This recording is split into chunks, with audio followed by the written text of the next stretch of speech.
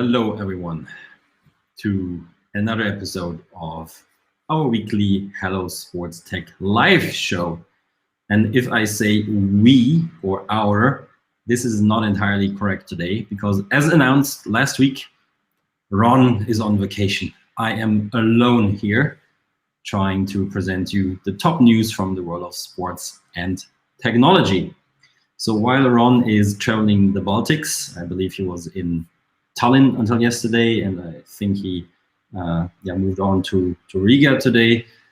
I have to work, and will do my best to bring you the top 5 sports tech news of the week, as we always do it. So expect a bit shorter episode today because we will not have that back and forth as we usually have. I cannot ask anyone for his or her opinion. I mean, I can ask you guys. So if you're watching this, if you're listening to this, we do have a chat function. So if you want to ask me something, happy to answer your question. Or if you want to just want to cheer me up, it's fine as well. So a bit of housekeeping before we start. I'm not going to spend too much time on it. As announced, it's vacation season in the Hello Sports Tech team. So today it's just me doing the episode. Next week there will not be an episode on Thursday, no live show. So this is our little break.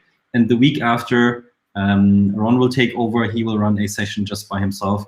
And the week after, it's both of us, presenting news and insights to you guys again. This just as a starter. And as usual, like I said, 5 top sports tech topics of the week. This time it's a bit trickier for me because I have to, copy paste stuff and make sure that the captions and everything are right. So bear with me.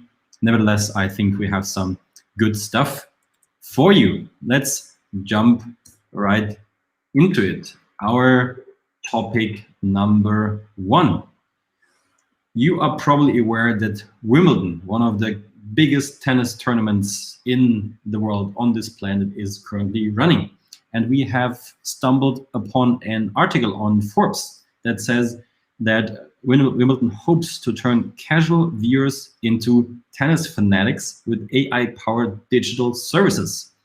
And if we scroll down a little bit here, the article says that Wimbledon has been working with IBM for 32 years, and what is almost already standard is what they list here is that machine learning by now is used to intelligently capture and edit highlight packages for social media using some recognition capabilities, throw in a bunch of statistical analysis, and thereby create some entertaining clips for the fans. But this year there is something new. So IBM is using its cloud and AI technologies to create some new digital services, and they specifically mention the IBM Power Rankings that use AI to analyze matches, statistics, media commentary, and other data sources. And I did my homework at least a little bit and want to show you what that looks like. Because there is a sub-page on the Wimbledon.com page which lets you look into the power rankings. Ladies first, not only because a German player, Angelique Kerber, is the one that is currently in the leaderboard. So what IBM with IBM Watson does, and some data that they have, is they analyze certain players. For example, right now it's Angelique Kerber, and they give you some data like recent performance, media volume, the current sentiment, is it more positive or negative? And there's a bunch of pre-match insights before Angelique Kerber plays against Ashley Barty soon, and get some insights that ideally prepares you well for the upcoming match. You can do that with every match, with every player, goes through some stats, and I think it's pretty cool if you're a data nerd and wanna watch a few insights there. This is the moment where I would ask Ron for his opinion. Let's see, maybe he has entered the chat. Of course he has not, which is good because he's on vacation. So if you guys have anything to comment on that, feel free to let me know. There was topic number 5. Let's move on to topic number 4. And this is an interesting one. It's not It's not super new, but I found it interesting. I wanted to share it with you. The good thing is this week I can just showcase whatever I want. I don't have to discuss things with Ron up front. So maybe I should have done an entire episode on NFTs. Now that I mentioned this. We are talking about drone racing. I guess you guys are aware of drone racing. It's officially a sport.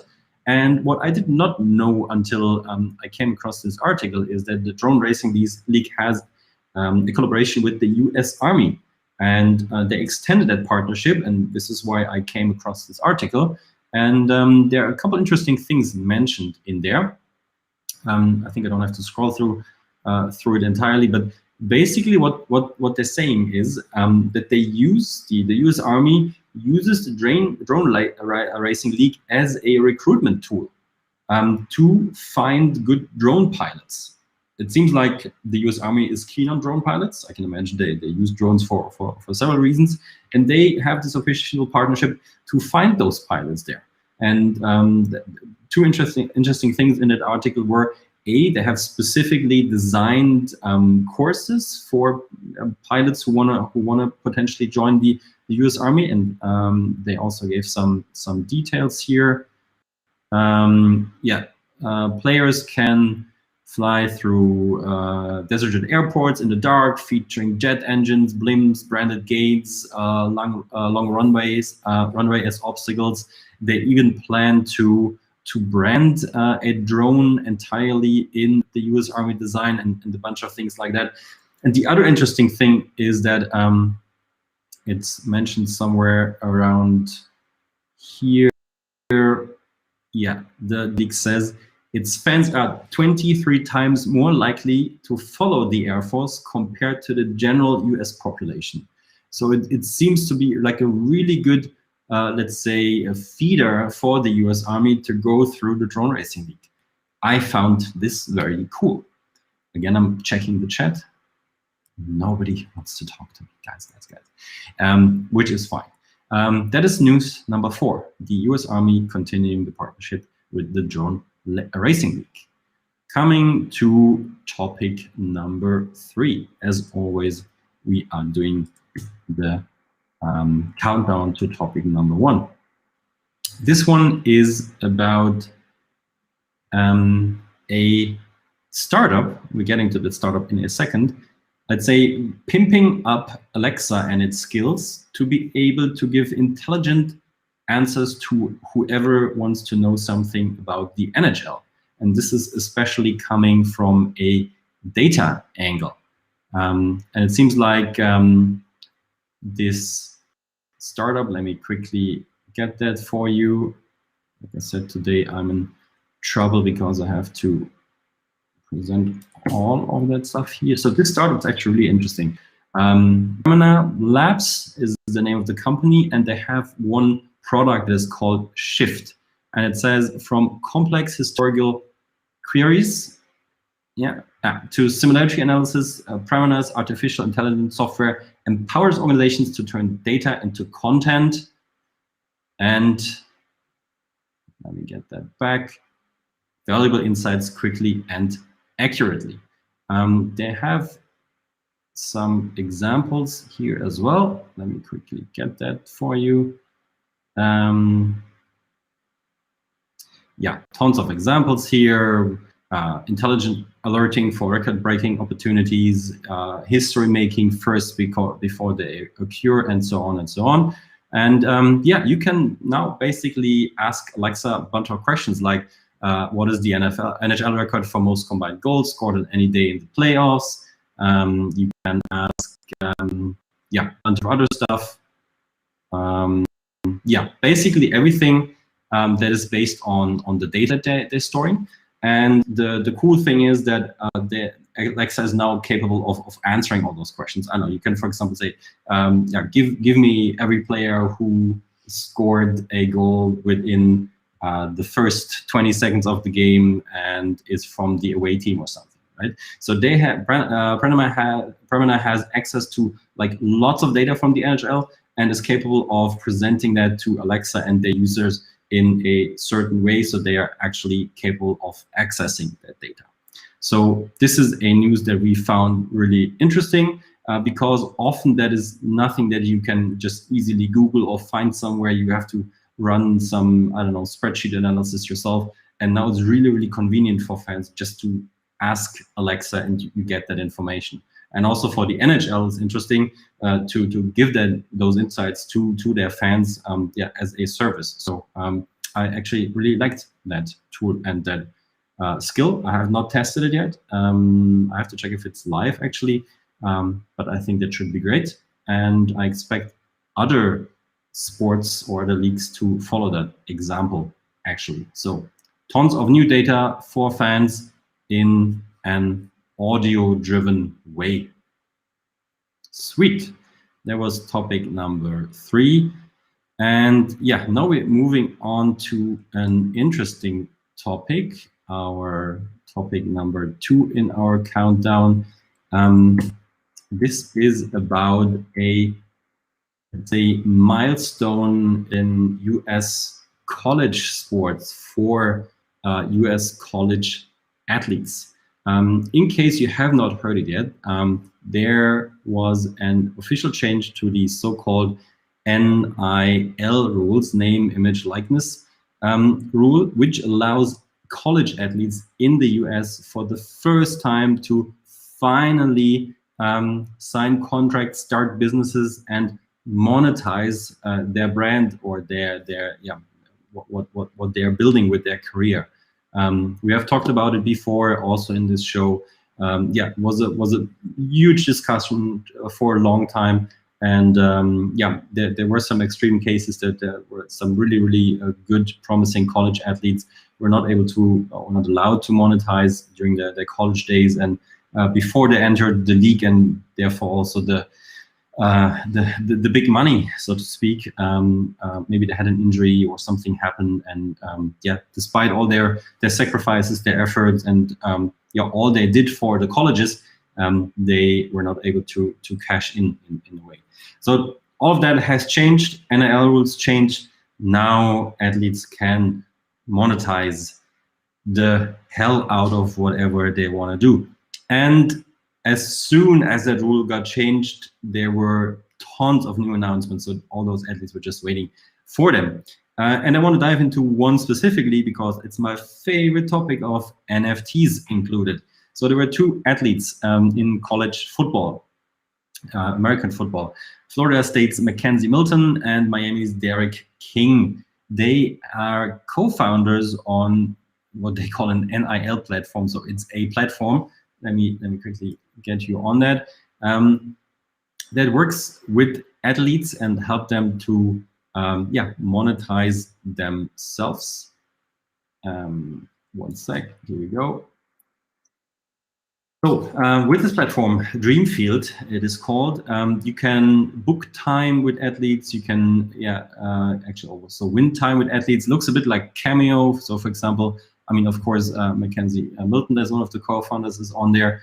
For $2,000 you see him per hour. You I don't know, you probably get a call with him. With some potentially can also meet. We can debate whether that is a lot of money or not. But yeah, this platform helps athletes to monetize themselves. So that is interesting itself. But they also announced, coming to my favorite topic, that they will also include an NFT angle to it. And I believe Mackenzie already is offering an NFT collection, a small one on OpenSea about himself. OpenSea is that other, or the big leading NFT platform. But if I understood it correctly, they also want to incorporate that into this platform. And I just realized that there is this NFT button here. What you cannot see right now is this is taking me to a new page. So let me quickly get that. So Dreamfield has an account on OpenSea, and there you can buy NFTs from Mackenzie. And but I would assume that they would also potentially at some point include that into this platform, but who knows?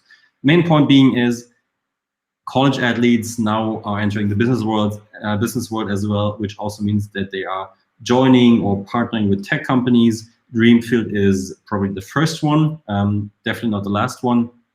And yeah, they're doing a mix of Cameo and yeah, an NFT platform, which I find interesting.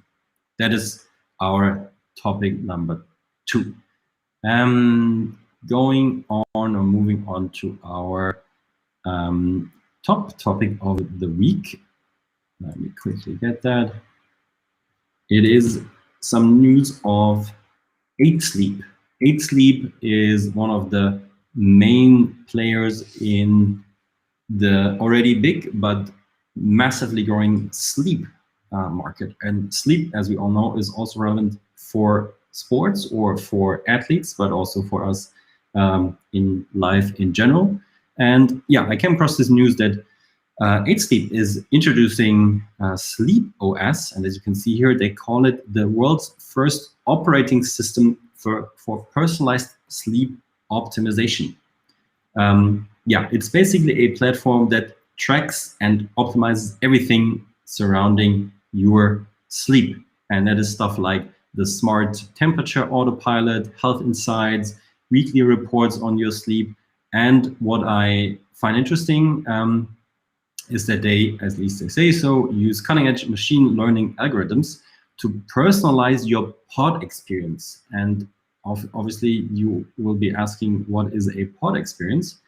And I will quickly open the page for it. So the pod is, yeah, a mattress from EightSleep, probably their leading product. And yeah, as they say, it's the only mattress that keeps you cool all night long. So, I mean, it's not the cheapest one with $2.5K US or a monthly subscription, but yeah, it is supposed to do a lot of cool stuff for you. As you can see here, it keeps you in a certain temperature zone, tracks your sleep, monitors a bunch of stuff, and is supposed to be comfortable as well. So yeah, there is some sale going on if you're interested. But the key message is that EightSleep is really taking it to the next level with an entire operating system. For now, as I understood it from that article, it's only focused on their own products. Not sure. So that would be more like the Apple way. Not sure if they're planning to open it up to other products as well. But for now, it's just their products. And yeah, the promise is basically you get that SleepOS, and of course you get that product, and that combination will make sure that you sleep like a baby, basically. And yeah, in case of you being an athlete, that is obviously for good for your performance, as they say. So yeah, what I find interesting is that yeah, sleep is taken so serious that companies are already developing entire operating systems around it. So I mean, here it's an interesting page. You can check it out. I mean, a bunch of interesting examples. So when you open the app in the morning, it says, how did your bed feel last night? You can give some feedback. During the day, you get some content, so it goes more into the direction of, let's say, Calm and other platforms, so more a subscription, constantly making sure that you get some content. And for example, if you want to find out how cannabis affects your sleep, they have content for you, and you're bringing other elements like sound. And yeah, bunch of interesting stuff. Looks good, looks a bit complex, but I would assume that that is also interesting to go through. That is our top topic of the week. But that is not it, because there is something else that I want to share with you before yeah, going on vacation tomorrow or Saturday. We have some news for you guys. We have been busy behind the door, closed doors, under the radar, and we have developed this little thing for you.